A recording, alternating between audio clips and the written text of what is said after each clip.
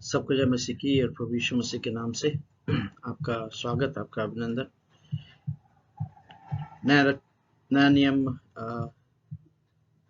के अध्ययन में आपका स्वागत है। और अभी तक आप बहुत सारे पत्रियों को पढ़ते आए हैं और पिछले समय आपने याकूब की पत्री पढ़ी होगी।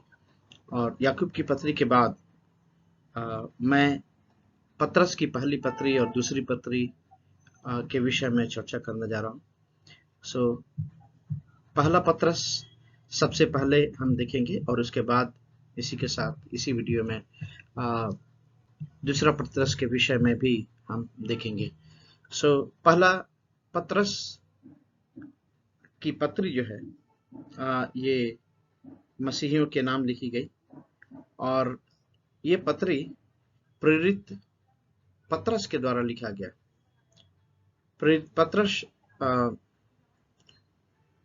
यह शमौन पतरस वो नहीं था जो आवेश और कमजोरियों से भरपूर था, जिसे यीशु मसीह ने शिमोन कहा।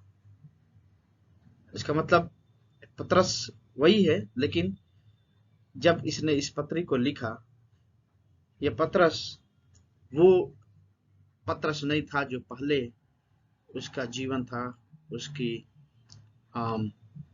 भावनाएं थी जिसमें बहुत ही अति आवेशित और क्रोधित हो जाता था और कमजोरी से भरपूर था। कमजोरियों मतलब यीशु मसीह को भी त्याग देने की चेष्टा ही नहीं, लेकिन अपने डर के कारण यीशु मसीह को भी उसने कह दिया, मैं नहीं जानता। लेकिन जब ये पत्री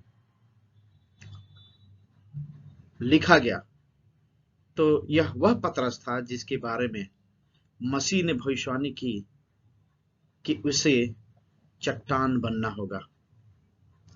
यूहन्ना 1 अध्याय उसके 42 आयत में आप पढ़ सकते हैं और वहां पर इस प्रकार से लिखा है,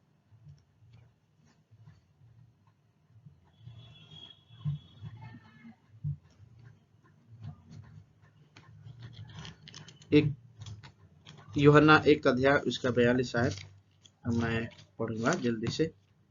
और यहाँ पर इस प्रकार से लिखा है कि वह उसे यीशु के पास लाया। यीशु ने उस पर दृष्टि करके कहा, तू यूहन्ना का पुत्र शमौन है, तू कैफा अर्थात पतरस कहलाएगा। कैफा का मतलब होता है पतरस या चट्टान। यीशु मसीह ने उसके विषय में भविष्यवाणी की कि उसे जो है चट्टान बनना होगा, जिसके ऊपर वो अपने कलीसिया को स्थापित करेगा। और यही व्यक्ति वर्षों तक दुख और परीक्षा के द्वारा प्रताड़ित हुआ और बहुत सारी पीड़ाएं, बहुत सारी वेदनाएं उसने झेली तथा पवित्र आत्मा के बपतिस्मा के द्वारा मजबूत बन गया। पतरस एक ऐसा व्यक्ति जो डरपोक, कमजोर या अति क्रोधित होने वाला व्यक्ति जाना जाता था, लेकिन जब उसके जीवन में पवित्र आत्मा का बहाव आया, पवित्र आत्मा का बपतिस्मा उसने पाया, पवित्र आत्मा की भरपूरी पाई उन लोगों के साथ जिस समय यीशु मसीह ने कहा था कि तुम रुको और तब तक सुसमाचार का प्रचार न करना जब तक तुम्हारे ऊपर पवित्र आत्मा न आ जाए। और उस समय उन सारे लोगों के साथ ऊपरी कोठरी में पतरस भी था और उसने भी पवित्र आत्मा की बपतिस्मा को पाया। और जब उसने पवित्र आत्मा के बपतिस्मा को पाया, वो एक ऐसा मजबूत व्यक्ति जिसे चट्टान कहा जाता है, पतरस कहा जाता है, वो शमौन नहीं लेकिन वो पतरस बन गया, चट्टान बन गया। और यह प्रत्यक्ष है कि यह पत्री उसके जीवन के बारे में बहुत सारी बातों का बयान करता है, उसके जीवन को दर्शाता है कि ये पतरस कौन पतरस है। जब इस पहले पतरस के तारीख और लेखन के स्थान के बारे में बात किया जाए तो यह अनिश्चित है। इसका मतलब यह निश्चित नहीं है कि कब लिखा गया और किस स्थान से लिखा गया, लेकिन 5 अध्याय उसके 13 आयत में जब हम पढ़ते हैं और वहां पर इस प्रकार से लिखा गया कि जो बेबीलोन में तुम्हारे समान चुने हुए हैं और वह मेरा पुत्र मरकुस तुम्हें नमस्कार कहते हैं। और इस शब्द के अनुसार, इस वाक्य या वचन के अनुसार जो 5 के 13 आयत में लिखा है, स्पष्ट प्रतीत होता है कि बाबुल के स्थान से यह पत्री लिखी गई होगी, क्योंकि मरकुस का जिक्र किया जाता है और मरकुस भी नमस्कार को भेजता है। और इसी चीज को पौलुस कहते हैं कि पतरस के साथ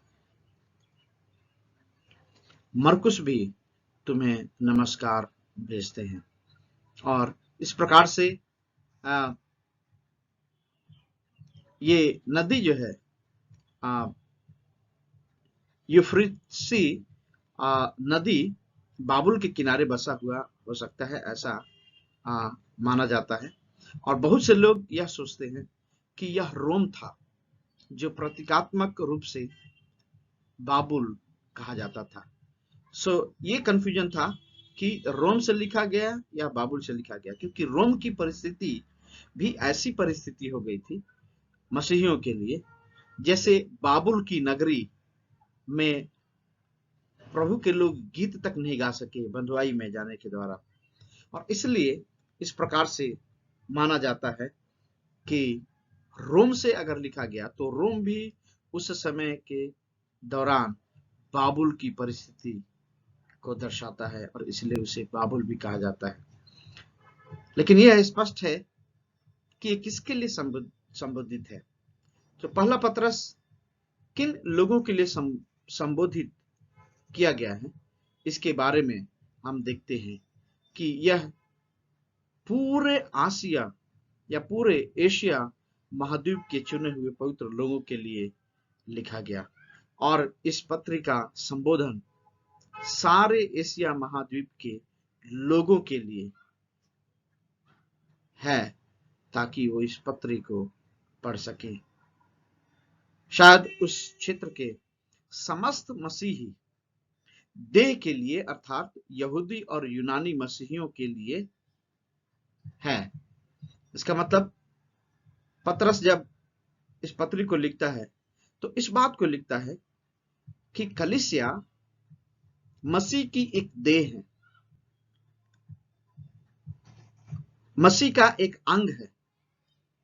अर्थात यहूदी और यूनानी मसीहियों के बीच में जो दूरियां थी, जो उनके अंदर कटुता और शत्रुता थी कि कोई यहूदी ऊंची जाति के रूप में लगता है और यूनानी जो छोटी जाति के लोग लगते हैं, उनके अंदर एक छुआछूत के भाव, एक दूसरे को नीचे देखने की भावना वहां पर पाई जाती थी। और इसलिए पतरस इस बात को ज्यादा अंकित करता है कि कलीसिया, इसका मतलब जो यहूदी या यूनानी मत से या यूनानी और यहूदी समाज से आए हुए लोग जो मसीह को ग्रहण कर लिया है उन्होंने, वे मसीह के लिए एक देह के रूप में है।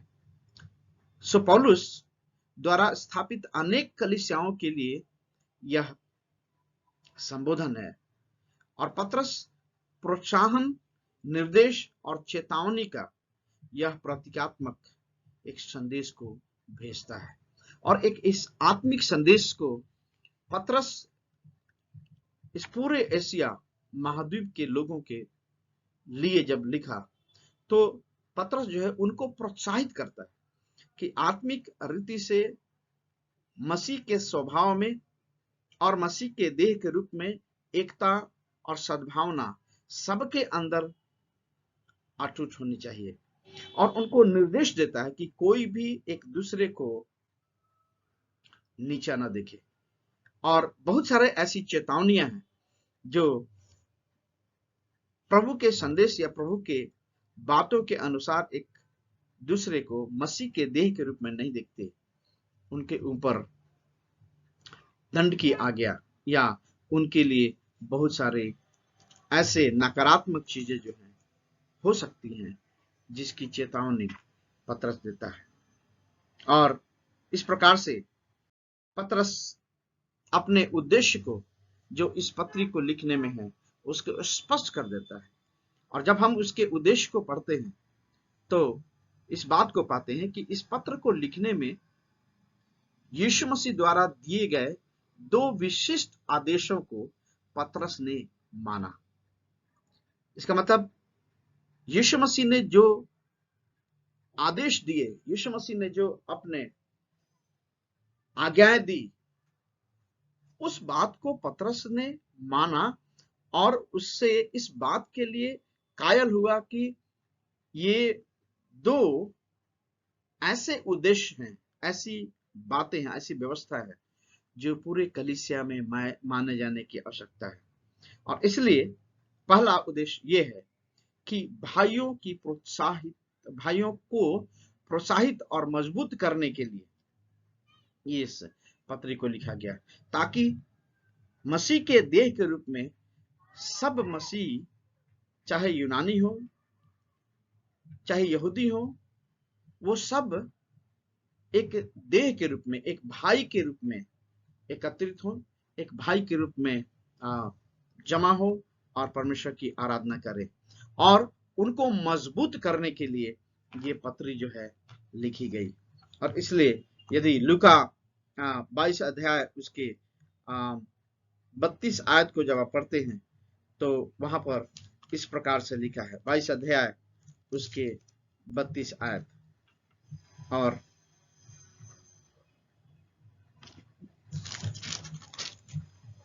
इस प्रकार से लिखा है कि परंतु मैं तेरे लिए विनती की कि तेरा विश्वास जाता न रहे, और जब तू फिरे तो अपने भाइयों को स्थिर करना। ये पतरस चाहता है कि सारे कलीसिया के लोग, सारे मसीही भाई स्थिर रहे, मजबूत रहे, और सबका विश्वास जो है मजबूत रहे और किसी का विश्वास भी डगमगाए नहीं। उसका दूसरा उद्देश्य यह था कि प्रभु के झुंड की देखभाल होनी चाहिए। प्रभु के झुंड या जो कलीसिया है या परमेश्वर के चुने हुए लोग हैं जिन्होंने प्रभु यीशु मसीह को अपना उद्धारकर्ता माना है, वे सब लोग एक दूसरे की देखरेख और उसके झुंड की देखरेख की जाए। और इसलिए कई बार पौलुस भी अपने तीमुथी जो उसके पुत्र के रूप में था या अन्य लोगों ने इस बात प्रकार से कहा कि इनकी रखवाली कर, झुंड की रखवाली कर, झुंड की देखरेख कर। और जब यूहन्ना के 21 अध्याय को जब पढ़ेंगे आप 15 से लेकर के आगे के आयतों को, वहां पर इस प्रकार से आप पढ़ेंगे, लंबा आयत है इसलिए मैं इसको पढ़ूंगा नहीं, लेकिन इसका सार जो है मैं बताने की कोशिश करूंगा। और इसमें इस प्रकार से आप पाएंगे कि यीशु और पतरस के विषय में किस प्रकार से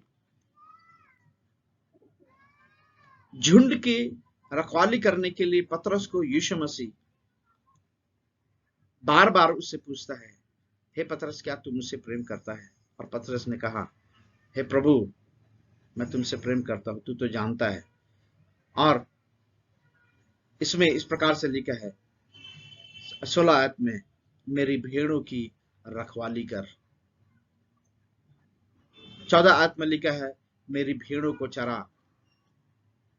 और इस प्रकार से आप देखते हैं कि पतरस को इस प्रकार से कहा गया कि भेड़ों की चरवाही के लिए, सुसमाचार के प्रचार के लिए, भेड़ों की चराने के लिए लिखा है कि तुम्हारे कमर में एक पट्टुका बांधा जाएगा, और जब तू बूढ़ा हो जाएगा तब तू अपने हाथ को फैलाएगा और दूसरे लोग तेरी कमर को बांधकर जहां तू जाना न चाहेगा वहां भी तुम्हें ले जाएंगे।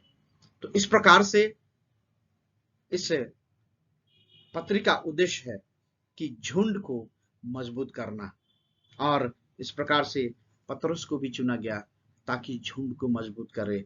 और ऐसे हालात में जब वो बुजुर्ग हो जाए, बुढ़ा हो जाए, जाना ना चाहे, चलना ना चाहे, फिर भी लोग उसके कमर में पटुका बांधकर, इसका मतलब उसको मजबूती दे करके, उसको ढो करके वहां ले जाएंगे ताकि वो परमेश्वर के संदेश को बता सके, परमेश्वर के झुंड को मजबूत कर सके। इस पतरस के पहला पतरस के कुंजी शब्द जो है वो वेदना या पीड़ा है, जो 15 या उससे अधिक बार भी इस पत्री में पाया जाता है। या दूसरे शब्दों में कहा जाए तो पीड़ा जो सुसमाचार के लिए पतरस ने उठाए या कलीसिया ने उठाई, वेदनाएं जो दुख उठाए, उसके विषय में 15 से अधिक बार इस पत्री में पाया जाता है। और इसलिए पीड़ा शब्द जो है इस पूरे पतरस के बीच में, पतरस के पत्री के बीच में मुख्य शब्द के रूप में पाया जाता है। और इसका मुख्य अगर वचन कहें या आयत कहें तो वो चौथा अध्याय उसका पहला आयत है।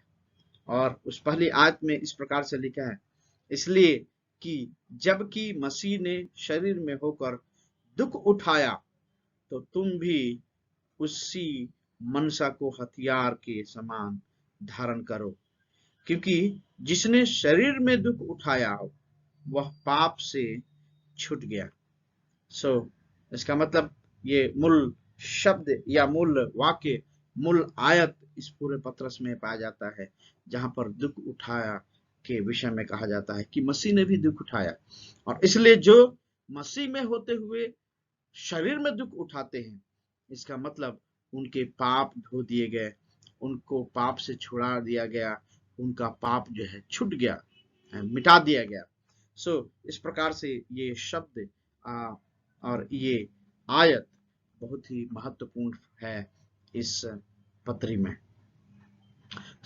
इसका मुख्य विषय अगर कहा जाए शीर्षक के रूप में, तो मसीह के जीवन में प्रकट दुख पर विजय। मसीह के जीवन में जो दुख हुए, जो परेशानियां आई, जो पीड़ाएं आई, जो सताव आए, जो परेशानियां आई, उसके ऊपर यीशु मसीह ने जय को प्राप्त किया, या जय के जीवन को यीशु मसीह ने प्राप्त किया, और उसको मार करके क्रूस पर भले ही लटका दिया गया, लेकिन वो मृतकों में से जी उठा। इस प्रकार से यीशु मसीह के दुख पर विजय प्राप्त करने को या प्रकट होने की बात को हम इसके मुख्य विषय के रूप में पाते हैं। और यदि इस पत्री के रूपरेखा को अगर हम देखें तो इस पत्री का रूपरेखा इस प्रकार से है कि पहला अध्याय 1 से 2 आयत तक में पतरस जो है एक अभिवादन या ग्रीटिंग्स के संदेश को लिखते हैं। और उसके बाद दूसरी बात यह है कि एक अध्याय 3 से 12 आयत में उसके अनुग्रह और उद्धार के लिए प्रभु की स्तुति या आराधना के बातों को पतरस लिखते हैं। और उसके बाद तीसरी बात में बहुत सारे ऐसे छोटे छोटे मुख्य बातें हैं जो पाई जाती हैं। पवित्र जीवन के लिए एक उपदेश या पवित्र जीवन के लिए संदेश क्या है, वो पहला अध्याय 13 आयत से 2 अध्याय के 3 आयत तक पाया जाता है, जिसमें पहली बात यह है कि पवित्रता की आवश्यकता हर एक परमेश्वर के जन या परमेश्वर के चुने हुए लोगों में, चाहे वो यहूदी हो, चाहे वो यूनानी हो, चाहे किसी भी प्रकार का व्यक्ति हो, पवित्रता की आवश्यकता है। दूसरी वो जिसे आप पहले अध्याय 13 से दूसरे अध्याय के 3 आयत तक पा सकते हैं। दूसरी बात यह है, विश्वासियों की स्थिति 2 अध्याय 4 से लेकर के 12 आयत तक आप पढ़ते हैं कि विश्वासियों की स्थिति क्या थी, उनके मनोभावना या उनकी आत्मिक स्थिति, उनकी परिस्थितियां क्या थी। जब आप 2 अध्याय 4 से 12 आयत को पढ़ते हैं तब उनके परिस्थिति को आप पा सकते हैं। तीसरी बात ये कि अधिकार के अधीन में रहना, जो कोई भी अधिकारी है या अधिकार है उसके अधीन में रहने के लिए पतरस का ये पत्री लोगों को प्रेरित करता है या उनको निर्देश देता है, ताकि किसी भी प्रकार की गड़बड़ी या किसी भी प्रकार की असमंजस की स्थिति ना हो, लेकिन अधिकार के अधीन रह करके परमेश्वर के नाम को महिमा दिया जा सके, ताकि कोई भी उंगली ना उठा सके। और ये 2 अध्याय 13 आयत से लेकर के 3 अध्याय के 7 आयत तक आप पा सकते हैं। और हर एक, चौथी बात, हर एक लोगों के कर्तव्य के विषय में, सभी के कर्तव्य क्या हैं उसके विषय में यदि तीसरा अध्याय 8 से लेकर के 17 आयत तक आप पाएंगे तो इस बात को आप देखने पाएंगे कि हमारा कर्तव्य एज मसीही होने के नाते या प्रभु के लोग होने के नाते हमारा कर्तव्य क्या है। ये आप 3 अध्याय 8 से 17 आयत में पा सकते हैं। पांचवी बात ये कि मसीह का उदाहरण, मसीह हमारे लिए हर एक बात में नमूना है। कलीसिया के लिए, कलीसिया के लोगों के लिए, जो प्रभु को जानते हैं, उन हर एक लोगों के लिए मसीह ही एकमात्र उदाहरण है जिसका अनुसरण हम कर सकते हैं। और 3 अध्याय 18 से लेकर के 4 अध्याय के 6 आयत तक में आप इस बात को पाते हैं कि किस रीति से यीशु हमारे लिए एक उदाहरण बन गया, हमारे लिए एक नमूना बन गया। अंतिम बात, अंत को ध्यान में रखते हुए आचरण को दिखाना। अंत का मतलब यह है कि जब जगत का अंत होने वाला है, सारे संसार का अंत होने वाला है और यीशु मसीह दोबारा आने वाला है, यीशु मसीह का दोबारा आगमन निश्चित है और कभी भी हो सकता है। और इस बात को ध्यान में रखते हुए अपने आचरण को, मसीही आचरण को प्रकट करना, ये पहला पतरस का एक मूल एक ऐसी रूपरेखा की बात है या एक ऐसा विषय है जिसे हमें ध्यान में रखने की जरूरत है, जिसे आप 4 अध्याय 7 से लेकर के 11 आयत तक में आप पढ़ सकते हैं। तो इस प्रकार से पहला पतरस का सारांश जो है मैंने बताया। और अब आगे जब हम देखते हैं तो मसीह के लिए पीड़ित लोगों का आचरण किस प्रकार से होना चाहिए, इस बात को 4 अध्याय के 12 से 19 आयत में हम देखते हैं। और प्राचीनों का आचरण किस प्रकार से होना चाहिए 5वें अध्याय के 1 से 4 आयत में देखते हैं। युवा पुरुषों का आचरण किस प्रकार से होना चाहिए 5वें अध्याय के 5 आयत से 11 आयत तक में आप देखते हैं। और चौथी बात इसमें जो है, चौथा मुख्य बिंदु जो हमारे रूपरेखा का है, वो उसका निष्कर्ष है। निष्कर्ष क्या है कि पत्र का उद्देश्य एवं अंतिम अभिवादन, इस चीज को निर्देश के रूप में, निष्कर्ष के रूप में अंतिम में पतरस ने लिखा। कुछ ऐसे पहले पतरस में मसीह का प्रकटीकरण जो है कुछ इस प्रकार से दिखाया गया है कि यीशु किस प्रकार से प्रकट किया गया है, उसके अन्य अन्य शब्दों के द्वारा, अन्य अन्य सेंटेंस के द्वारा आप देख सकते हैं कि मसीह को कैसे प्रकट किया गया है। आशा का स्रोत, यीशु मसीह आशा का स्रोत है, पहला अध्याय उसके 3 आयत में आप पढ़ते हैं। बलि का मेमना, वो पहला अध्याय 19 आयत में आप पढ़ते हैं कि यीशु मसीह कैसे बलि का मेमना बन गया। उसके बाद मुख्य कोने का पत्थर यीशु मसीह को दर्शाया गया है और वो है 2 अध्याय 6 आयत में। सिद्ध उदाहरण 2 अध्याय उसके 21 आयत में। आदर्श दुख उठाने वाला 2 अध्याय 23 आयत में आप देखते हैं कि यीशु मसीह भी दुख उठाया और वो हमारे लिए एक आदर्श बन गया, एक नमूना बन गया। पाप को उठाने वाला 2 अध्याय 24 आयत में आप पढ़ते हैं कि यीशु मसीह पाप का उठाने वाला बन गया। उसके बाद आत्मा का चरवाहा 2 अध्याय 24 आयत में आप पढ़ते हैं कि आत्मा का चरवाहा है यीशु मसीह। ऊंचे पर विराजमान प्रभु यीशु मसीह ऊंचे पर विराजमान किया गया है। 3 अध्याय उसके 22 आयत में आप इस बात को पढ़ते हैं और इस प्रकार से आप देखते हैं कि पहला पत्रस का समापन होता है। और जब दूसरे पत्रस की ओर हम जाते हैं तो दूसरे पत्रस में भी हम इस बात को देखते हैं कि दूसरा पत्रस का लेखक प्रेरित पत्रस है। और प्रेरित पत्रस क्यों है? क्योंकि हम जब पहले अध्याय उसके पहली आयत को पढ़ते हैं वहां पर इस प्रकार से लिखा है, पत्रस की ओर से जो यीशु मसीह का प्रेरित है उन परदेशियों के नाम जो पुंतुस, गलातिया, कप्पदूकिया, आसिया और बिथुनिया में तीतर बितर होकर रहते हैं, उनके लिए पत्रस का एक पत्र और अभिवादन के साथ शुरुआत होता है। और इस पत्र को इस प्रकार से समझा जाता है कि इसकी तारीख जो है वो 64 से लेकर के 70 ईस्वी के बीच में हुआ होगा। जब ये पत्र लिखी गई होगी वो 64 ईस्वी से 70 ईस्वी के बीच में कभी भी ये लिखी गई होगी या इसका अंतराल ये होगा।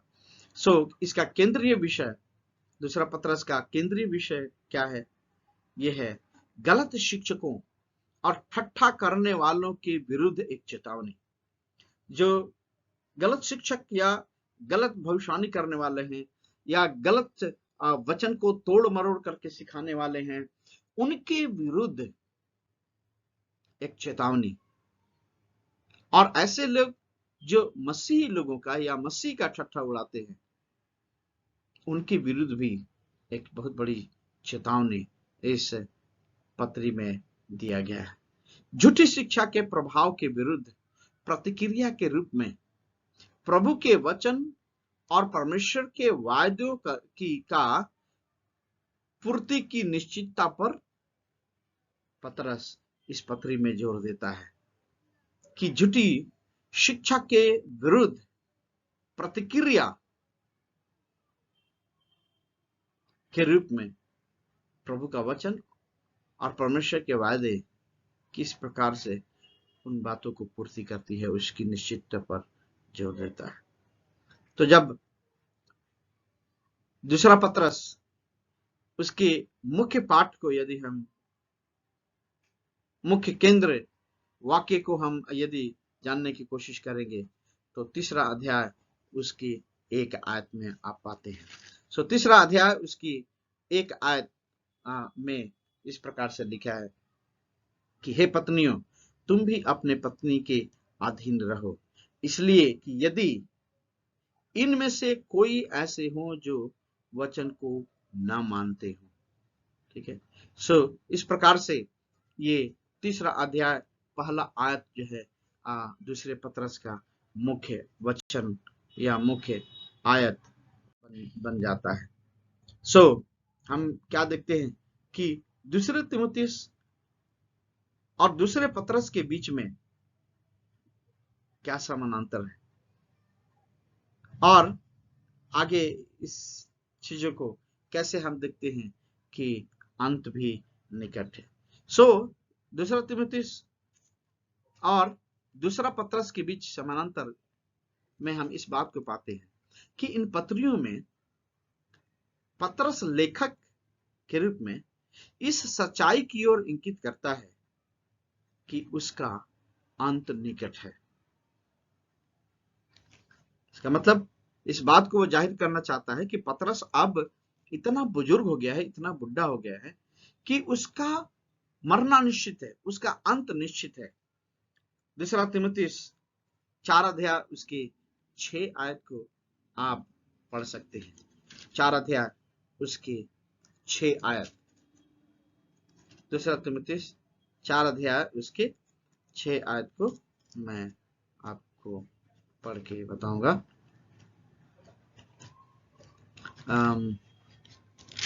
दूसरा तीमुथियुस 4 अध्याय उसके 6 आयत, और इस प्रकार से लिखा है, क्योंकि अब मैं अर्घ के समान उंडेला जाता हूं और मेरे कुछ करने का समय आ पहुंचा है। तो पतरस इस बात को स्वीकार करते हैं यहां पर, और इस बात को कहना चाहते हैं कि अब अर्घ के समान उंडेला जाता हूं। जैसे पानी को लोटे में से या ऐसे ही उंडेल दिया जाता है, बहा दिया जाता है, या किसी द्रव्य को ऐसे ही उंडेल दिया जाता है, पतरस का जीवन वैसे ही हो गया है कि वो कभी भी कुछ कर सकता है, या कभी भी उसका देहांत हो सकता है, उसकी मृत्यु हो सकती है। और वही चीज पैरेलल अगर यदि हम देखें तो दूसरा पतरस 1 अध्याय उसके 14 आयत में लिखा है, क्योंकि यह जानता हूं कि मेरे डेरे के गिराए जाने का समय शीघ्र आने वाला है, जैसा कि हमारे प्रभु यीशु मसीह ने मुझ पर प्रकट किया है। सो पतरस इस बात को कहते हैं कि मेरे डेरे को गिराया जाने वाला है, मतलब मेरा शरीर, मेरा घर, मिट्टी का घर जो है, ये शरीर जिसमें मेरा प्राण आत्मा बसता है, ये गिरा दिया जाएगा और उसका समय आने वाला है। सो ये दोनों समानांतर हम इस बात को देखते हैं, और इस प्रकार से पाते हैं कि दोनों लेखक कलीसिया के लिए जोखिम भरे समयों की भविष्यवाणी करते हैं। क्योंकि पतरस की अगर मृत्यु को देखें तो पतरस की मृत्यु जो है आसान मृत्यु नहीं हुई, साधारण मृत्यु नहीं हुई, लेकिन बहुत ही असाधारण मृत्यु हुई। और पतरस इस कगार पर हुआ कि उसे सताया गया, पीटा गया, मारा गया, और जब उसे क्रूस पर लटकाया जा रहा था तो कहा, मुझे उल्टा लटका दो, क्योंकि मैं अपने मसीह के समान क्रूस पर लटकाए जाने के काबिल नहीं हूं। दूसरे शब्दों में, मुझे उल्टा लटका दो ताकि मैं अपने यीशु का पैर जो है, उसका पैर जो है मैं चूमता रहूं। इस तरह से उसे लटका भी दिया गया। सो दोनों जो है ऐसे समय और भविष्यवाणी की आह्वान करते हैं जो इस प्रकार से बताया जाता है निम्नलिखित रूप से। पहला, झूठे शिक्षा का प्रसार। दूसरा तीमुथियुस में पढ़ेंगे यदि 3 अध्याय उसके 13 आयत में, चौथा 3, और दूसरे पतरस के 2 के पहली आयत में वो झूठे शिक्षा का प्रचार या झूठे शिक्षक लोग बढ़ जाएंगे, और वो लोग कुछ भी कलीसियाओं में, कलीसिया के लोगों के लिए पढ़ाने की कोशिश करेंगे, सिखाने की कोशिश करेंगे। और इसलिए पतरस इस प्रकार से कहता है कि जिस प्रकार उन लोगों ने झूठे भविष्यवक्ता, उन लोगों में झूठे भविष्यवक्ता थे, उसी प्रकार तुम में भी झूठे उपदेशक होंगे, जो नाश करने वाले पाखंड का उद्घाटन छिप छिप कर करेंगे। इस बात को हम देखते हैं कि झूठे शिक्षा का प्रसार के विषय में भविष्यवाणी की गई। समाज का सामान्य भ्रष्टाचार, जिसके विषय में दूसरा पतरस 2 अध्याय 10 से 22 आयत में आप पढ़ते हैं। दूसरा तीमुथियुस उसके 3 अध्याय उसके 1 से 7 आयत में भी आप इस बात को पढ़ सकते हैं। फिर हम देखते हैं विश्वास से मुकरने वाले समय का आगमन होने वाला है। जो लोग विश्वास में मजबूत है उनके भी विश्वास ठंडे पड़ जाएंगे और वो भी मुकर जाएंगे, यीशु मसीह से अपना मुंह फेर लेंगे। दूसरा तीमुथियुस 4 अध्याय उसके 3 और 4 आयत में आप पाते हैं। दूसरा अध्याय जो है दूसरा पत्रस का उसका दूसरा आयत और 20 का 22 आयत, इस प्रकार से आप देखते हैं कि भविष्यवाणी की गई है कि वो जो लोग बहुत अपने विश्वास में दृढ़ता को दिखाते हैं वे भी एक दिन मुकर जाएंगे। सो फिर हम दूसरे पत्रस के रूप रेखा को जब देखते हैं तो दूसरे पत्रस के रूप रेखा में हम इस बात को पाते हैं कि सबसे पहले पत्रस ने परिचय या अभिवादन को उसने लिखा, जो पहले अध्याय उसके पहले और दूसरे आयत में पाया जाता है कि वो अपना परिचय देता है कि मैं कौन पत्रस हूँ, और उसकी स्थिति को देखकर हम पढ़कर जान सकते हैं कि पत्रस ही इस पत्री को लिखने वाला शख्स है। सो दूसरी बात यह है कि मसीही स्वभाव में बढ़ने के लिए प्रोत्साहन। सो पहले अध्याय उसके 3 आयत से 11 आयत तक जब आप पढ़ेंगे तो इस बात को पाएंगे कि मसीही स्वभाव में बढ़ने के लिए प्रोत्साहित किया गया है या लोगों को इस प्रकार से मदद की गई है, पुष्ट दी गई है ताकि वो लोग मसीह के स्वभाव में बढ़ने पाए। तीसरी बात यह है, तीसरी रूपरेखा कि पत्रस के उपदेश का उद्देश्य जो है तथा उसका प्रमाणीकरण, किस तरह से पत्रस किसी उपदेश को या उद्देश्य को बताता है, उसको प्रमाणित भी करता है और जाहिर भी करता है कि ये सत्य है जो मैं बता रहा हूं, जो मैं पढ़ रहा हूं, जो मैं कह रहा हूं। और इसलिए पहला अध्याय 12 से 21 आयत को हम इन चीजों को पाते हैं जहां पर पत्रस ने अपने उपदेश को और उसके उद्देश्य को और उसके प्रमाणित करण को लिखा है। सो चौथी बात यह है कि झूठे शिक्षकों के विरुद्ध चेतावनी। सो जो लोग झूठे शिक्षक थे, जो झूठे संदेश को, झूठे उपदेश को, गलत शिक्षाओं को पढ़ाने वाले, सिखाने वाले कलीसिया में लोग आ गए थे, उनके विरुद्ध में एक चेतावनी को पत्रस देता है। और पूरे दूसरे अध्याय को जब आप पढ़ते हैं तो उनके विषय में लिखा है कि उनके लिए क्या दंड है और वो भविष्यता जो अपने आप को बड़े ही खूबसूरती के साथ पेश करना चाहते हैं वो किस प्रकार के झूठे भविष्यवक्ता हैं और उनसे कैसे हमें सजग रहने की जरूरत है। और आज भी इस बात को अपने जीवन में जानने की जरूरत है कि कैसे हम ऐसे झूठे भविष्यवक्ताओं से बचे रहें, झूठे शिक्षकों से बचे रहें और उनके लिए क्या चेतावनी है। सो मसीह के पुनरागमन की सच्चाई या मसीह के दूसरे आगमन की सच्चाई भी पत्रस जो यहाँ पर प्रकट करते हैं ताकि लोग यीशु मसीह के दूसरे आगमन के सच्चाई से परे न रहें या उस समझ से परे न रहें कि यीशु मसीह का दूसरा आगमन होने वाला है, यीशु मसीह दोबारा आएगा और अपने सारे लोगों को ले जाने वाला है। तो मसीह के पुनरागमन की सच्चाई जो है वो तीसरे अध्याय के पहले आयत से 16वें आयत तक में पत्रस ने प्रकट किया। और अंतिम में समापन की टिप्पणी जो है पत्रस तीसरे अध्याय के 17 और 18 आयत में उसने टिप्पणी की और इस प्रकार से इसका समापन किया। और जब आप 17 और 18 आयत पढ़ते हैं तो यहाँ पर समापन में एक बहुत बड़ा संदेश भी है और इस प्रकार से लिखा है, इसलिए हे प्रियो तुम लोग पहले ही से इन बातों को जानकर चौकस रहो ताकि अधर्मियों के भ्रम में फंसकर अपनी स्थिरता को कहीं हाथ से न खो दो, पर हमारे प्रभु और उद्धारकर्ता यीशु मसीह के अनुग्रह और पहचान में बढ़ते जाओ, और उसी की महिमा अब भी हो और युगानुयुग होती रहे। आमीन। तो इस प्रकार से परमेश्वर हमें इस वचन को, इस पत्री को पढ़ने के लिए और सीखने के लिए मदद करे।